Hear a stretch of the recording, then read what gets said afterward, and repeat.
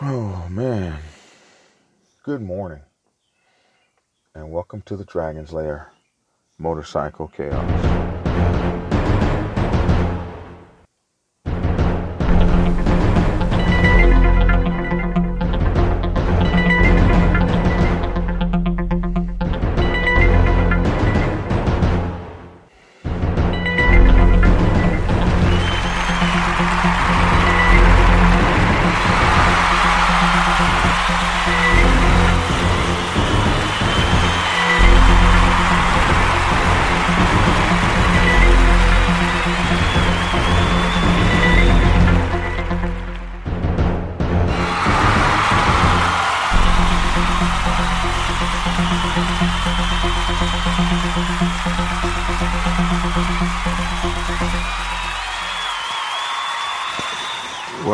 Well. Oh my gosh. 5 o'clock in the morning again. I gotta get out of the office. Oh my goodness, a little bit more early than this. I go home, I sleep for a few hours, then I come back and do it again. You want to be a social media content provider, content creator. It's not easy. It takes true dedication. I've never worked this hard in my life. Even when I was a young man in the military, I wasn't working like this. I truly love it. It's a lot of fun, but it's a lot of hard work. Now I have a studio to pay for. This is my third studio since I've been doing this. The first one, you guys will remember, actually it might be more than my third. The first one was in my closet. If you guys who've been following me for a long time and were watching my Black Dragon, actually it was Black Dragon National President back then. I was still the National President of the Mighty Black Sabbath Motorcycle Club Nation at the time. Then I moved from my closet, and if you guys remember all the egg crates, go back to my old videos about three and a half years ago, and I had egg crates in my closet to dim the sound. A lot of people say egg crates don't work, but it really did get rid of the sound and reverberation. So I had egg crates, and then one of my subscribers, one of my viewers, was getting rid of.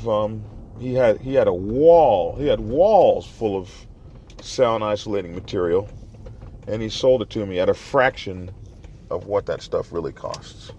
So that's how I was able to actually get my sound isolating material for my closets, and I had just bags and bags of it. I still use that same sound isolation material in my studio today. Then from there, I moved to, I took a room in my home and I turned that into a broadcast area. So that was my second studio. Then my third studio was actually, I moved it into my RV. And because it started raining so much one year, and it was pitter-pat, and people were screaming about the popcorn in the background. It rained every day that year. I finally got an office, which was really cool. My office had all kinds of rooms in it, and I had an audio book room, a podcasting room, all these different little studios. And then finally, just last week, about a week and a half, 2 weeks ago, I moved into the Dragon's Lair. A 65-foot long by 35-foot wide, something like that, 2-bay warehouse, 2-story warehouse that I can just really set up everything. It's just a real blessing to be able to be in that situation. But it's a lot of hard work. And here it is, 5 o'clock in the morning. And I'm going to be headed home now to sleep for a few hours before getting back up and going back in I got to pay for this damn thing now. But let's see. So that was a long time, to 5 minutes and 9 seconds, to get to the crux of what I wanted to talk to you guys about this morning in the Kingdom of Nye. Do you guys remember that? The Kingdom of Nye? I think I'm going to start that. That was a UFO channel where they talked about UFOs. It was really cool out in the desert. Do you guys remember that? Anyway, in the Black Dragon's Kingdom of Nye, all of my people who listen to me, and I think I'm going to do this late night. I'm going to probably do this live, this thing when I'm driving home. I might start doing it live so I can just be there with you guys live in the 15 or 20 minutes it takes me to get home. But I got a letter from a guy a few weeks ago. I say letter because I'm old, but it was either an email or an instant message or a comment. And, excuse me. That letter asked, is it okay for an out bad member to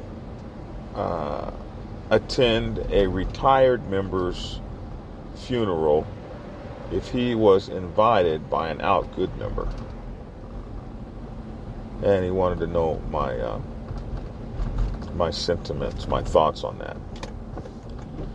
And I just wanted to take a few minutes to talk about things like brotherhood, time, and place.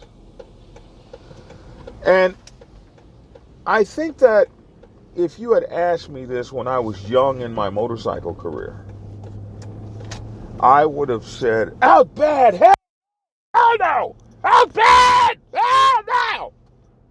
Because we were conditioned that out bad was a dirty, low-down son of a bitch that stole from the club or snitched on somebody or gave out club secrets or screwed an old lady's, a brother's old lady. Those were about the only things you could be put out bad of a motorcycle club.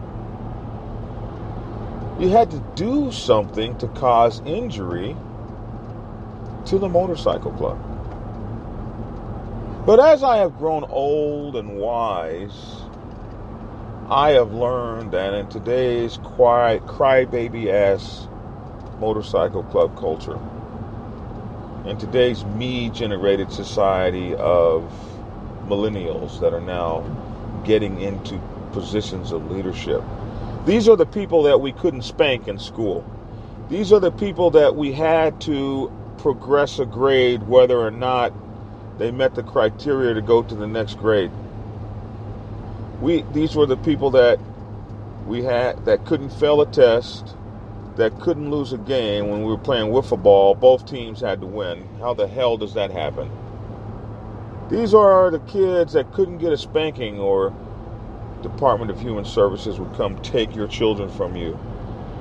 These are the people now flying airplanes, going to the moon, fighting in our wars, and yes, even running our motorcycle clubs. And I am finding that as these guys are growing up and taking over things, that out bad has become nothing more than somebody getting put out of a club for a political disagreement. Somebody getting put out of the club because they pissed the clique off. They made the guys mad, and they're going to take their ball and go home. They're going to put you out bad. And a lot of times, out bad happens to the old timer who wants to hold the motorcycle club's feet to the fire and insist upon following the traditions and the norms that made the motorcycle club great, and not take the shortcuts, the little bastards who cannot control, who cannot delay their gratification, decide to turn against them and get rid of them. So now I look at an out bad person, and my first question is, did you screw somebody's old lady? Did you steal from the club? Then you probably didn't get put out bad for a good reason. And so that's what I think about out bad now. I'm not sure if there's any legitimate out bads these days, unless you just like snitched on somebody or something. And I say that to say out bad generally meant that you gave up all club affiliations, etc., etc., etc. But I also have to talk about brotherhood. And what the hell is brotherhood? Because brotherhood has nothing to do with whether or not you're in a club with someone. I've had people leave my club that will always be my brothers. And I have people in my club that will never be my brother. We might look alike, walk alike, smell alike, talk alike, and wear the same shit and the same cut. Would be as, oh my goodness, as far apart, divergent, what's the word I want? Be as opposite. There's a word I want. It's not divergent. But we could be as polar opposite. Still not the word. As possible, as could humanly be. Just because we're looking alike and wearing the same colors and in the same club does not necessarily mean you're my brother. You could be a dirty, backstabbing, hating son of a bitch, and we're just in the same cut, and I've got to tolerate your janky ass. Or we could be two guys that went our own separate ways. You stayed with the club and I didn't. But no matter what, when you pick up that damn phone, I'll be there forever. So we talk about brotherhood, and to me, brotherhood transcends things like out bad. To me, brotherhood transcends things like any kind of barrier you can think of, somebody putting down. Brotherhood transcends that. And you are truly my brother, no matter what. And nothing you could do could make me not want you, my brother, to be at my funeral.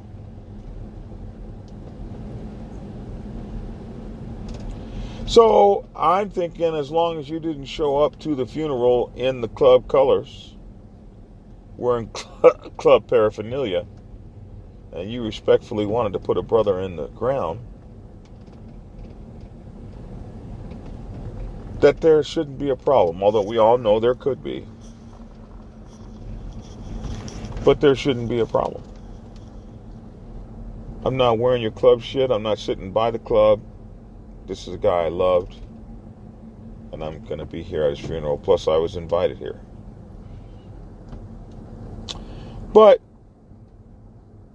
to say all that I said is still, you know, if you ask me, my bottom line thought is, yeah, I'd go if I felt like going. Prepared for any idiots that decided they wanted to get in my face, so we might make it a dual funeral that day. But I want to talk about what's really important here at a funeral, because funerals are not for the dead. Funerals are for the living. Funerals are for the family and friends to find closure in putting their friend and loved one and family member into the ground. Or an urn, or whatever it is that your method of disposal. It's a cleansing of the soul and a saying goodbye and putting the ground in the body, but it is for the living people, the family. So if you think you're going to go to someone's funeral for them, like they're going to be laying there looking at you or floating above you, well, if they're able to do that, they can float above you in your bedroom when you're saying your prayers and you're saying goodbye to them. What is the funeral for? The funeral is for the family. That's what the funeral is for. So I would consider that if my presence was going to be a distraction from what the family needed to do to find peace, that I wouldn't want to be at the funeral anyway.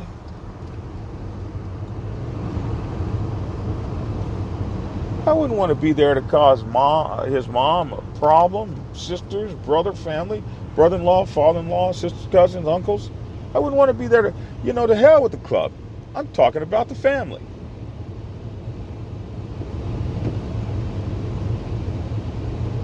Now, for certain clubs, they'll be sitting up front, and of course, they'll have plenty to say, and blah, blah, blah, blah, blah. But it's about the family. So, whereas I might feel like I had every right to go, am I going to destroy this memory, this send-off? Am I going to destroy this goodbye that the family has set up? Because I'm so selfish that I just have to be there? It's food for thought. And if I'm really about brotherhood, and I really want to say goodbye to my brother, even though I was out bad and estranged from the club that we both loved, I could just as easily go to his gravesite after everyone is gone and pay my respects and my condolences in person at his gravesite. I could just as easily do that and not cause a hullabaloo, whatever that word is,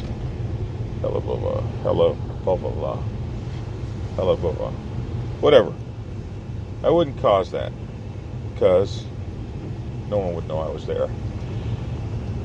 You see, we just got to be seen. We just got to be seen. We got to be seen. We just got to be seen, man. We just got to be seen. We don't know how to move in silence. We don't know how to move where it counts.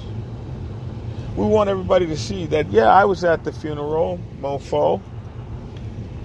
And I'm going to be there. I'm going to be there. I'm going to be there at the funeral. Out bad or not.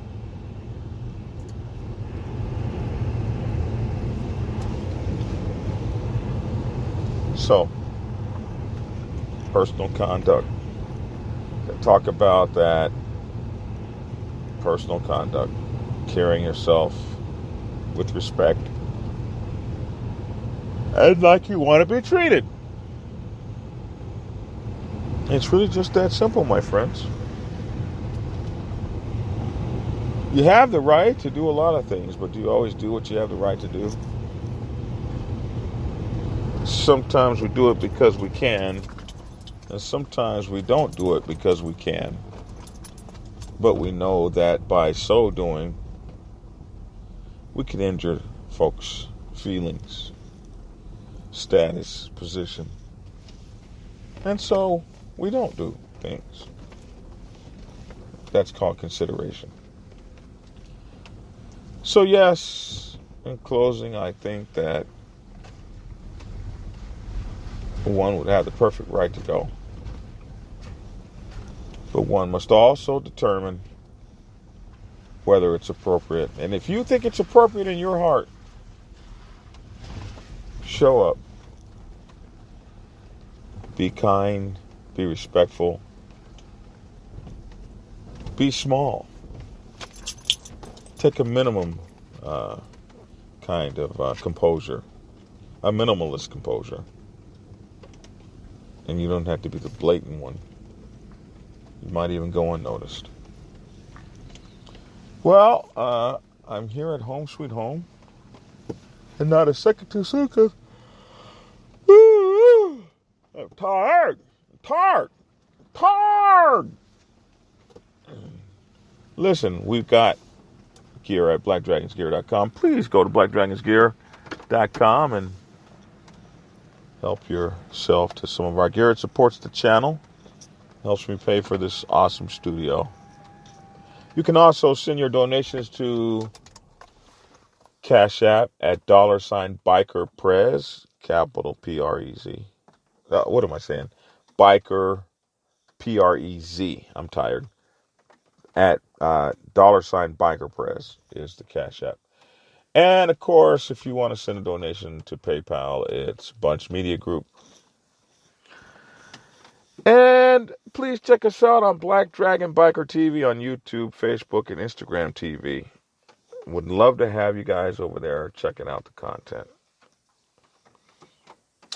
And we have BikerLiberty.com, which is our online news magazine. And then, of course, this thing that I'm doing there. So, get some clarity in your life. Use my counseling service. We talk about all things motorcycle club related.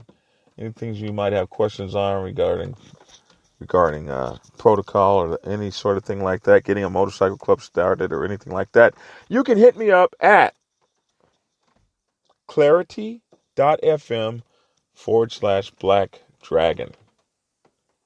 Black-Dragon. So let's do this again. FM or clarity.fm/Black-Dragon. And that's how you can get me and talk to you directly, and also set up an appointment for me to talk to you and help you get through your issues. So I'm about to pass out on you guys. I'm so tired. Like my body knew that the second I got here, like, okay, he's where he needs to be. Pass him out in the car. It kind of sucks. But I just want to thank you all for tuning in. And,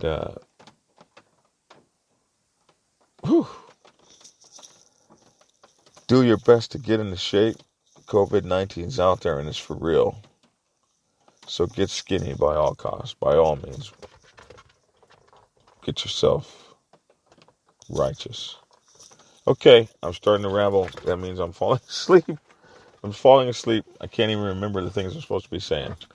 So, we've done this. I've spoken enough. Thanks for tuning in. Get skinny. I'm out.